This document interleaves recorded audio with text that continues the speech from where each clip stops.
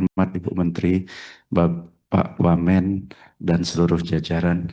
Yang pertama Ibu Menteri, saya ingin menyampaikan apresiasi Ibu Menteri, walaupun dalam keadaan kurang sehat, masih berkenan hadir. Kami doakan Ibu Menteri sehat selalu, tidak kurang apapun. Ibu dibutuhkan tetap sehat, Bu, karena Ibu memegang apa kepentingan yang sangat besar bangsa ini. Sehat selalu ya, Bu.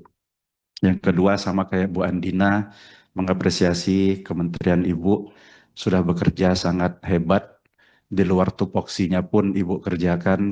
Kalau tupoksi Ibu kan benerin BTS dan lain-lain, tapi tadi saya mendengar Komdiji juga ikut bantu di posko, bantu pengembalian pasca bencana, rehabilitasi, dan lain-lain. Kami mengucapkan terima kasih.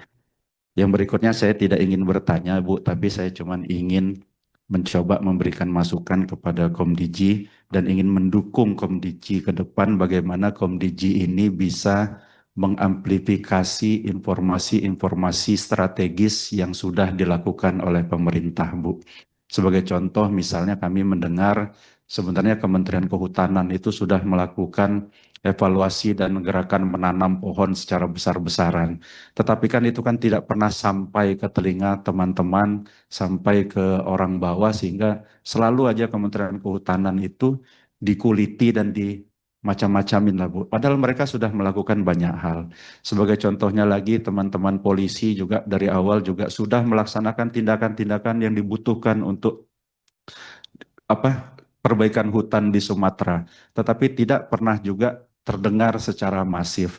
Jadi kami mohon Ibu fokus nanti ke depan Kementerian Komdiji ini mengerti dan tahu persis isu sensitif nasional dan membantu pemerintah memberitahukan dan mengamplifikasi informasi-informasi itu sehingga nggak kalah viral dibandingkan dengan teman-teman yang sekarang ini sok paling-paling di Aceh, di Sumatera, dan lain-lain itu, Bu.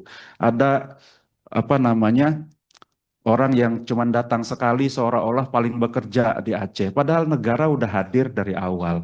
Ada orang baru datang, baru bikin satu posko, ngomong pemerintah ndak ada, padahal pemerintah udah bikin ratusan posko di sana.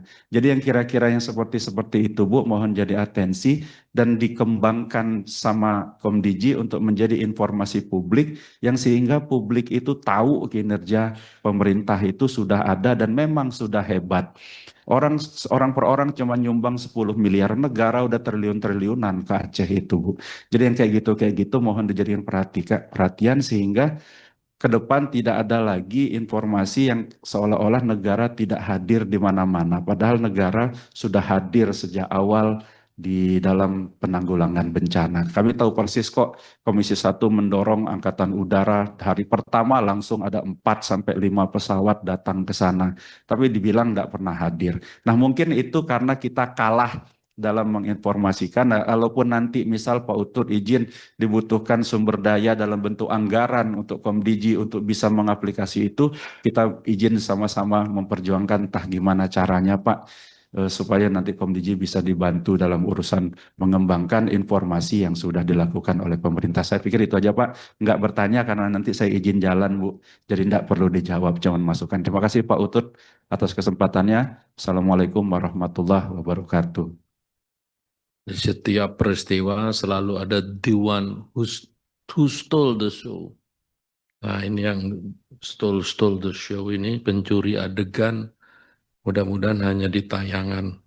Memang yang disampaikan Pak Endi Pat ini sangat penting, kalau bisa memang hari-hari ini kita punya kanal khusus apa yang sudah dikerjakan oleh pemerintah. Karena yang ditayang tuh yang banjir, yang terus setiap hari membuat aura kepala kita juga jadi negatif ya. Saya persilakan Pak Abraham Srijaya siap-siap para Putri Nahlia. Terima kasih pimpinan, terima kasih Bu Menteri. Mungkin saya hanya ingin menyampaikan aspirasi. Kemarin kami habis dari Bali, habis kunjungan kerja ke Bali, kami bertemu dengan pemerintah setempat. Memang di sana ada kekhawatiran terkait dengan platform digital namanya Airbnb. Nah, pertanyaan saya, apakah Airbnb ini sudah terdaftar di Indonesia? Dan apabila sudah terdaftar, ternyata pemasukan terkait dengan villa-villa yang dimiliki oleh warga negara asing di Bali itu sangat mendominasi dan besar. Sehingga city tax yang masuk ke Bali itu nilainya jadi kecil. Padahal potensinya hanya Denpasar saja bisa 1 triliun. Nah,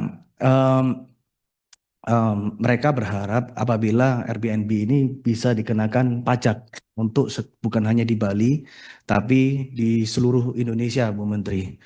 Dan kalau misalnya nggak bisa, bahkan sampai gubernurnya bilang Airbnb-nya lebih baik. Download Tribun X sekarang, menghadirkan lokal menjadi Indonesia.